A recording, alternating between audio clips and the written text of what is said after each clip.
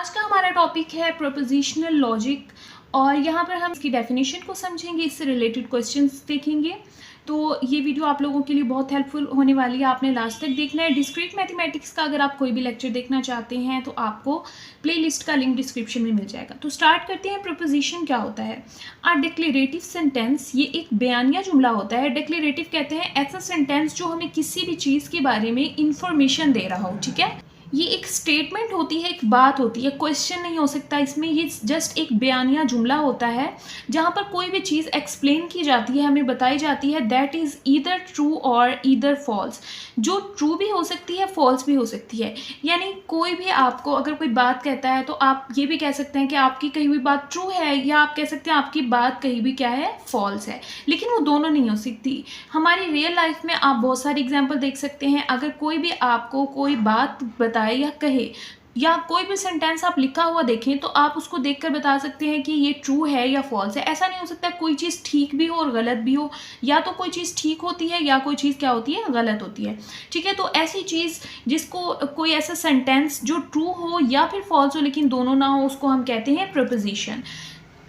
तो मैंने आपको यहाँ पर दो कंडीशन बताई है, या हमारी स्टेटमेंट ट्रू होगी या हमारी स्टेटमेंट फॉल्स होगी। अब देखते हैं, अगर हमारी स्टेटमेंट सेंटेंस जो है वो ट्रू हो, if the sentence is true, अगर हमारा सेंटेंस जो है वो ट्रू हो, देन ट्रूथ वैल्यू, तो हम एक ट्रूथ वैल्यू बनाते हैं, ट्रूथ टेबल बनाते हैं। वो मैं आपको बताऊंगी किस तरह से बनाते हैं। तो हमारी जो ट्रूथ वैल्यू होगी इस प्रोपोजिशन की, वो क्या होगी, ट्रू होगी, अगर हमारा सेंटेंस ट्रू है। और ट्रूथ वैल्यू में हम उसको टी से डिनोट करते हैं, ठीक है। जैसे ट्रू फॉल्स आप पढ़ते भी हैं, आपकी बुक्स में होता है। अगर कोई स्टेटमेंट सेंटेंस ठीक होता है तो आप उसके आगे टी लिखते हैं। तो यहाँ पर भी ट्रूथ टेबल में भी आप इसी तरह से करते हैं कि आपको टी लिखना होता है अगर कोई स्टेटमेंट ट्रू होती है। If this sentence is false, अगर आपकी का सेंटेंस फॉल्स हो तो जो उसकी ट्रूथ वैल्यू होगी वो फॉल्स होती है, और उसको हम किससे लिखते हैं, एफ से लिखते हैं, ठीक है। तो ये तो आपकी इंफॉर्मेशन के लिए आपके पॉइंट्स हो गए, और ये प्रोपोजिशन की डेफिनेशन है। उसके बाद डेफिनेशन आती है प्रोपोजिशनल कैलकुलस की, या फिर इसको प्रोपोजिशनल लॉजिक भी कहते हैं, ठीक है। तो इसकी डेफिनेशन इस तरह से है, the branch of logic that deals with the study of proposition, यानी ऐसी ब्रांच जिसमें हम प्रोपोजिशन के बारे में पढ़ते हैं। प्रोपोजिशन क्या है, जो मैंने अभी आपको ऊपर बताया डेफिनेशन, वो ब्रांच मैथ्स की जिसमें हम प्रोपोजिशन के बारे में पढ़ते हैं, उसको हम प्रोपोजिशन कैलकुलस या फिर प्रोपोजिशनल लॉजिक कहते हैं। उसके बाद हम इसकी रिप्रेजेंटेशन के बारे में पढ़ते हैं। अगर आपको कोई भी स्टेटमेंट या सेंटेंस दिया होता है जिसको आपने चेक करना होता है कि वो ट्रू है या फॉल्स है, उसको हम P से डिनोट करते हैं, Q से, R से, S या T से डिनोट करते हैं, ठीक है। तो ये फिक्स इसकी नोटेशन है जिससे आप इसको डिनोट करते हैं। मोस्टली हम P और Q से करते हैं, हमारे पास दो होते हैं, ठीक है। P और Q मोस्टली यूज होता है यहाँ पर। जैसे यहाँ पर एक सेंटेंस दिया हुआ है, Islamabad is the capital of Pakistan. ये जो सेंटेंस है ये हमारे पास क्या है, प्रोपोजिशन है, ठीक है। अब ये प्रोपोजिशन ट्रू भी हो सकती है, फॉल्स भी हो सकती है, ठीक है। और ये आपको पता है ये प्रोपोजिशन क्या है, हमारे पास ट्रू है तो इसको हम टी से लिखेंगे, और फिर इसको डिनोट किया है पी से, तो ये इसकी रिप्रेजेंटेशन है। आप इसको पी से भी लिख सकते हैं, क्यू से भी लिख सकते हैं, तो इस तरह से हम इसको डिनोट करते हैं। तो यहाँ पर जो पीछे आपको सारी डेफिनेशन पढ़ाई है आपको समझ आ गई होगी। ये हमारे पास प्रोपोजिशन है, ये ट्रू भी हो सकता है, फॉल्स भी हो सकता है, और ये हमारे पास उसकी रिप्रेजेंटेशन का मेथड है।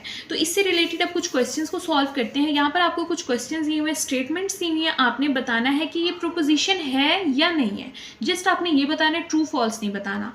Lahore is a capital of Punjab. अब उन्होंने कहा है कि लाहौर जो है वो पंजाब का कैपिटल है, ठीक है, और वैसे वो नहीं है, लेकिन ये प्रोपोजिशन है। अब ये ट्रू भी हो सकती है, फॉल्स भी हो सकती है, और ये फॉल्स है, तो ये हमारे पास क्या है, प्रोपोजिशन है, ठीक है। जस्ट आपने ये बताना है कि ये प्रोपोजिशन है या नहीं है।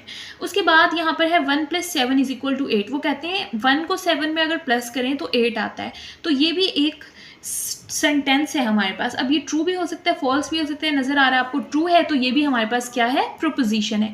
यानी कोई भी ऐसी चीज़ जिसके बारे में आप बता सकते हैं कि ये ट्रू है या फॉल्स है, तो वो प्रोपोजिशन होती है। अब यहाँ पर कहा है 6 + 3 जो होता है वो 11 होता है, ठीक है। अब आपको पता है 6 + 3 9 होता है, 11 नहीं होता, तो ये फॉल्स है, और ये क्या है, प्रोपोजिशन है। ऐसी चीज़ जिसको हम ट्रू या फॉल्स में बता सकें कि ये सही है या गलत, वो हमारे पास क्या होती है, प्रोपोजिशन होती है। अब यहाँ पर हमें एक इक्वेशन दी है, x + 2 = 10। अब यहाँ पर एक वेरिएबल यूज़ हो रहा है। अब ये क्वेश्चन जब हम सॉल्व करेंगे हमें तब पता चलेगा कि इसका आंसर ट्रू आएगा, फॉल्स आएगा। हम कुछ इसके बारे में नहीं कह सकते, ये ना ट्रू है ना ये फॉल्स है, इसको हम सॉल्व करेंगे, इसका आंसर आ जाएगा। अब ये क्वेश्चन है, आप इसको देख के ये नहीं कहेंगे ये क्वेश्चन ट्रू है या फॉल्स है, क्वेश्चन सॉल्व करने के लिए होते हैं। तो ये हमारे पास नॉट प्रोपोजिशन, ये कोई प्रोपोजिशन नहीं है जिसके बारे में आप ये कह सकें कि ये ट्रू है या फॉल्स है, ये क्वेश्चन है जिसको हम सॉल्व करते हैं। उसके बाद फिफ्थ स्टेटमेंट है कंप्लीट योर होमवर्क, अपना घर का काम मुकम्मल करें। तो ये एक जो है ना एक ऑर्डर दिया जा रहा है, ठीक है, जहाँ पर ऑर्डर दिया जा रहा है। अब आप इस ऑर्डर को ये नहीं कह सकते ये ट्रू है या फॉल्स है, कोई खबर नहीं है, ये कोई इन्फॉर्मेशन नहीं है जिसको आप कहेंगे नहीं ये इन्फॉर्मेशन ठीक है, नहीं ये इन्फॉर्मेशन गलत है, तो ये हमारे पास प्रोपोजिशन नहीं है, ठीक है। तो इस तरह से आपने पहले तो आपको ये पता होना चाहिए कि प्रोपोजिशन होती क्या है, तो यहाँ से आपको समझ आ गया होगा। अब यहाँ पर नेक्स्ट एक और डेफिनेशन हम पढ़ते हैं, हमने पढ़ा प्रोपोजिशन क्या होता है, वो समझ आ गया होगा आपको। अब बात करते हैं कंपाउंड प्रोपोजिशन की। A proposition form from two or more existing proposition, यानी अगर पीछे हमने बात की एक प्रोपोजिशन की, अगर आपको दो या दो से ज़्यादा प्रोपोजिशन एक साथ दिए जाएं यूजिंग लॉजिकल ऑपरेशन। अब लॉजिकल ऑपरेशन क्या होता है ये हम बाद में पढ़ेंगे। लॉजिकल ऑपरेशन आप इस तरह से समझ लें, फॉर एग्जाम्पल जैसे हमारे पास है 2 और ये है 3, ये स्टेटमेंट तो नहीं है, वैसे मैं आपको मैथमेटिकल एग्जांपल दे रही हूँ। अब 2 और 3 को अगर हमने आपस में जोड़ना है तो हमें कोई ना कोई साइन यूज़ करना होगा, कोई ना कोई मैथमेटिकल ऑपरेशन लगाना होगा, जैसे प्लस माइनस डिवाइड, कुछ तो हम लगाएंगे ना ताकि इनको सॉल्व कर सकें। तो ये हमारे पास मैथमेटिकल जिस तरह ऑपरेशन होते हैं, लॉजिक के भी ऑपरेशन होते हैं, हम लॉजिक्स पढ़ रहे हैं, ये लॉजिकल ऑपरेशंस होते हैं। दो या दो से ज़्यादा प्रोपोजिशन आ जाए तो हम उनको लॉजिकल ऑपरेशंस के ज़रिए आपस में जोड़ते हैं, ठीक है। जो दो प्रोपोजिशन या दो से ज़्यादा प्रोपोजिशन को आपस में जोड़ता है उनको कहते हैं लॉजिकल ऑपरेशंस। वो हम डिटेल में आगे पढ़ेंगे कि वो क्या होते हैं, उनको किस तरह से सॉल्व करते हैं। अब यहाँ पर आपको दो प्रोपोजिशन दिए हुए, lion don't eat grass, deer eat grass, ठीक है। शेर जो है वो घास नहीं खाता और हिरन घास खाता है, ठीक है। अब इन प्रीपोजिशन को हम डिनोट कर सकते हैं, एक को पी से एक को क्यू से। अगर अब आपने इनको जोड़ना हो तो हम यहाँ पर लिखेंगे इस तरह से, लायन डोंट ईट ग्रास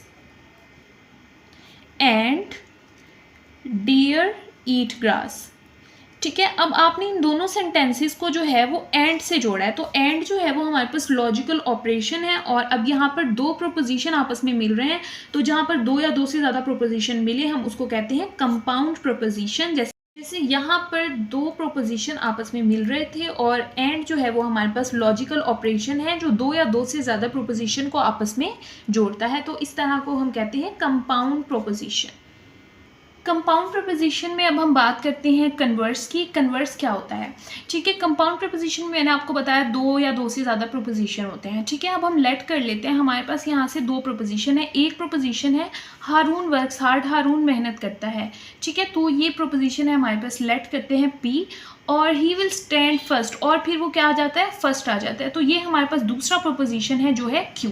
अब ये दोनों आपस में रिलेट कर रहे हैं, यानी कि इसका मतलब है अगर हारून मेहनत करेगा तो हारून क्या आएगा, फर्स्ट आएगा। तो इसका मतलब है P जो है इसको इस तरह लिखना है, P इम्प्लाइज Q, यानी P जो है वो इम्प्लाइज हो रहा है Q के ऊपर, यानी अगर हारून मेहनत करेगा तो पास होगा, यानी Q जो है वो किस पर डिपेंड कर रहा है, P के ऊपर डिपेंड कर रहा है, ठीक है। तो अब हमने इसका कन्वर्स बनाना है। कन्वर्स का मतलब होता है कि आपने जो है ना इनकी ऐसे समझे प्रोपोजिशन की जगह चेंज कर देनी है। जो लास्ट वाला प्रोपोजिशन है वो पहले आ जाएगा और जो पहला प्रोपोजिशन है वो एंड में आ जाएगा, यानी ऐसे हो जाएगा ये। अब जैसे ये है ना P इम्प्लाइज Q, तो ये हो जाएगा Q इम्प्लाइज P।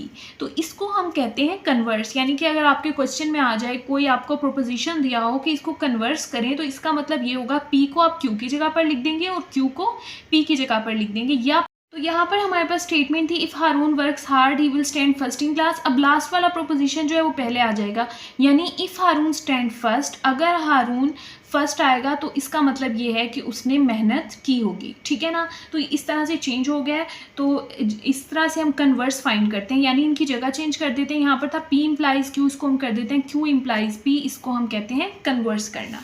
उसके बाद नेक्स्ट हम पढ़ते हैं इन्वर्स। इन्वर्स इस तरह से होता है, जैसे फॉर एग्जांपल अगर यहाँ पर है P इम्प्लाइज Q, वही वाली एग्जांपल लेते हैं जो हमारे पास ऊपर थी, if Haroon works hard he will stand first, अगर हारून मेहनत करेगा तो वो फर्स्ट आएगा। इन्वर्स में इस तरह करते हैं कि आप यहाँ पर इन्वर्स में ये वाला साइन यूज़ करते हैं इस तरह से। इन्वर्स का मतलब होता है कि आपने इन दोनों को जो है वो नॉट कर देना, यानी फॉर एग्जांपल अगर ये ट्रू है तो आप इसको फॉल्स कर देंगे, अगर ये फॉल्स है तो क्या कर देंगे, ट्रू, यानी आपने इसको चेंज कर देना है। और क्यू को भी क्या कर देना, चेंज। अगर क्यू ट्रू है तो आप उसको फॉल्स कर देंगे, फॉल्स होगा तो उसको क्या कर देंगे, ट्रू कर देंगे। अब देखिए यहाँ पर था इफ़ हारून वर्क्स हार्ड, अब आपने यहाँ पर क्या कर दिया, if Haroon does not work hard. यहाँ पर था हारून मेहनत करता है, यहाँ पर आपने कर दिया हारून मेहनत नहीं करता है, ठीक है। उसके बाद क्यू में क्या था, ही विल स्टैंड फर्स्ट, वो फर्स्ट आएगा। तो यहाँ पर आपने इसको चेंज कर दिया, ही विल नॉट स्टैंड फर्स्ट, वो फर्स्ट नहीं आएगा। तो इस तरह से हम इन्वर्स फाइंड करते हैं। इन्वर्स में आप क्या करते हैं, उसकी कंडीशन को चेंज कर देते हैं। जैसे अगर आ जाए कि वो स्कूल जाता है तो आपका इसकी इन्वर्स क्या होगा, वो स्कूल नहीं जाता है, ठीक है। अगर ऐसे आ जाए कि वो स्कूल नहीं जाता है तो उसका इन्वर्स क्या होगा, वो स्कूल जाता है। यानी आपने उसको उलट कर देना, चेंज कर देना, जो भी आपको कंडीशन दी होगी। तो इस तरह से हम इन्वर्स फाइंड करते हैं, उसको लिखते हैं ऐसे। अगर आपको दिया हो पी क्यू तो उसका इन्वर्स ऐसे होगा, इस तरह से हम उसका इन्वर्स लिखते हैं, ठीक है। कन्वर्स और इन्वर्स में आपने फ़र्क याद रखना है। यहाँ पर पी क्यू था तो आपने क्यू पी कर दिया, यानी प्रोपोजिशन की जगह चेंज कर दी। पहले वाला प्रोपोजिशन बाद में आया और बाद वाला पहले आ गया। और यहाँ पर जो है प्रोपोजिशन की जगह चेंज नहीं होगी लेकिन उनकी कंडीशन चेंज हो जाती है, ठीक है। वहाँ पर था हारून मेहनत करेगा तो यहाँ पर था हारून मेहनत नहीं करता, ठीक है। अब लास्ट हम देखते हैं जो हमारे पास है कॉन्ट्रापॉजिटिव। अच्छा, कॉन्ट्रापॉजिटिव जो है वो इन्वर्स और कन्वर्स दोनों को आपने मिलाना है, ठीक है। किस तरह से, अगर आपको कंडीशन दी हुई है पी इम्प्लाइज क्यू, इसका मतलब एग्जाम्पल हम ऊपर वाली लेते हैं, अगर हारून मेहनत करेगा तो वो फर्स्ट आएगा, ठीक है। इसी तरह से हमारी कंडीशन थी ना, पी का मतलब था अगर हारून मेहनत करेगा तो हारून फर्स्ट आएगा। तो कॉन्ट्रापॉजिटिव में आपने इनकी जगह भी चेंज करनी है और फिर इनकी कंडीशन भी चेंज करनी है। सबसे पहले हम इनकी जगह चेंज कर देते हैं। देखिए हमारे पास सेंटेंस जो था ऊपर वाला वो था if Haroon works hard he will stand first. इस P इम्प्लाइज Q का यही मतलब है। अब हमने क्या करना है, इनकी जगह चेंज करनी है कॉन्ट्रापॉजिटिव में। पहले तो ये स्टैंड फर्स्ट वाला पहले आ जाएगा, हम लिखेंगे इफ़ हारून स्टैंड फर्स्ट। अगर हारून फर्स्ट आएगा ही विल वर्क हार्ड। अब वर्क हार्ड वाला बाद में आ गया, तो ये हमने कौन सा प्रोसेस किया है, फर्स्ट वाला जो उसका नाम था कन्वर्स, ठीक है। यानी हमने क्या कर दिया, पहले था P inverse Q, P implies Q, हमने कर दिया Q इम्प्लाइज P, इनकी जगह चेंज कर दिया है। और फिर दूसरा स्टेप हमने ये करना है कि यहाँ पर निगेशन भी लगानी है। वो किस तरह से हम कहेंगे, नॉट लगा देंगे। If Haroon not stand first he will not work hard.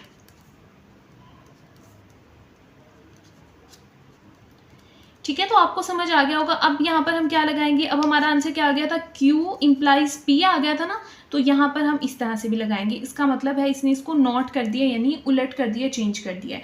तो कॉन्ट्रापॉजिटिव में आपने दोनों स्टेप करने हैं, कन्वर्स भी करना है और इन्वर्स भी करना है। यानी कन्वर्स और इन्वर्स को जब हम कंबाइन करते हैं तो वो हमारे पास क्या बन जाता है, कॉन्ट्रापॉजिटिव बन जाता है। उसके बाद लास्ट में देखिए यहाँ पर एक और है निगेशन ऑफ प्रोपोजिशन। किसी भी प्रोपोजिशन की निगेशन का क्या मतलब होता है, निगेशन ऑफ प्रोपोजिशन P। अगर हमें कोई प्रोपोजिशन दिया हुआ है P, कोई भी हो सकता है, उसकी आपने निगेशन फाइंड करनी। निगेशन को हम इस तरह से लिखते हैं, ठीक है। निगेशन फाइंड करने, इसको पढ़ते इस तरह से नॉट P, ठीक है। आपने फाइंड करना है नॉट P, तो हम उसको किस तरह से फाइंड करेंगे, तो हम ये कहेंगे इफ़ P इज़ ट्रू। तो अगर P हमारे पास ट्रू है और हमें उसकी निगेशन P फाइंड करनी है तो इसका मतलब उसका आंसर क्या आएगा, फॉल्स आएगा।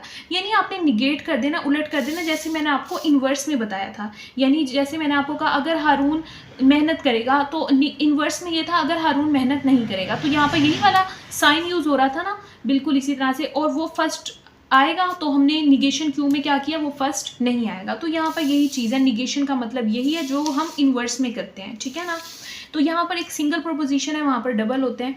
तो यहाँ पर है अगर P आपको ट्रू दिया हो तो निगेशन P में आप उसको क्या कर देंगे, फॉल्स। और अगर P आपको फॉल्स दिया हो तो निगेशन में आप उसको क्या कर देंगे, ट्रू कर देंगे। यानी आपने चेंज करनी है उसकी कंडीशन। अब देखिए P हमें कहता है 2 + 7 जो है वो 9 के बराबर नहीं होता, तो इसकी निगेशन क्या होगी, 2 + 7 जो है वो 9 के बराबर होता है। यानी हमने इसका उलट कर दिया है, उनकी बात को गलत साबित किया कि आप कह रहे हैं कि इक्वल नहीं होता, तो हम ये कहेंगे निगेशन में कि इक्वल होता है। अच्छा, इन्होंने यहाँ पर कहा है Karachi is the capital of Sindh. अब हमने इसकी निगेशन फाइंड करनी है। निगेशन ऑफ एस हो जाएगा Karachi is not capital of Pakistan, यानी आपने उनकी बात को डिनाई करना है। अगर वो ये कहते Karachi is not capital of Sindh तो आप ये कह देते Karachi is capital of Sindh, यानी आपने जो भी निगेशन में जो भी आपको कंडीशन दी होगी ना आपने उसको डिनाई कर देना, उलट कर देना है, ठीक है। अगर वो ट्रू कहेंगे तो आपने फॉल्स कर देना, फॉल्स कहेंगे तो आपने ट्रू कर देना। और अगर इस तरह से स्टेटमेंट होगी, अगर नॉट नहीं है तो आपने उसमें नॉट यूज़ कर देना, अगर नॉट है तो आपने हटा देना। यहाँ पर देखिए नॉट इक्वल था तो हमने इक्वल लगा दी, यानी आपने उसको उलट कर देना, उसको बिल्कुल बात को चेंज कर देना है। तो ये हमारे पास होता है निगेशन। और निगेशन जो है ये आपने याद रखना है इन्वर्स से रिलेटेड होता है। इन्वर्स में आपको जो दो प्रोपोजिशन दिए होते हैं आपने उन दोनों को ही चेंज कर देना होता है, ठीक है। और कन्वर्स तो बहुत ईजी है, मैंने आपको बताया, बस उनकी जगह चेंज करनी है। आपने पहले प्रोपोजिशन को बाद में रखना है, बाद वाले प्रोपोजिशन को आपने पहले रखना है, और कॉन्ट्रापॉजिटिव में आपने उन दोनों को कंबाइन कर देना है। तो होप सो आपको ये समझ आ गया होगा। आगे जो है हम ऑपरेशंस पढ़ेंगे इनके, जो बहुत ज़्यादा इंपॉर्टेंट है, और उससे रिलेटेड क्वेश्चंस को सॉल्व करेंगे, ठीक है। तो अगर इसमें आपका कोई क्वेश्चन हो तो आप कमेंट बॉक्स में पूछ सकते हैं।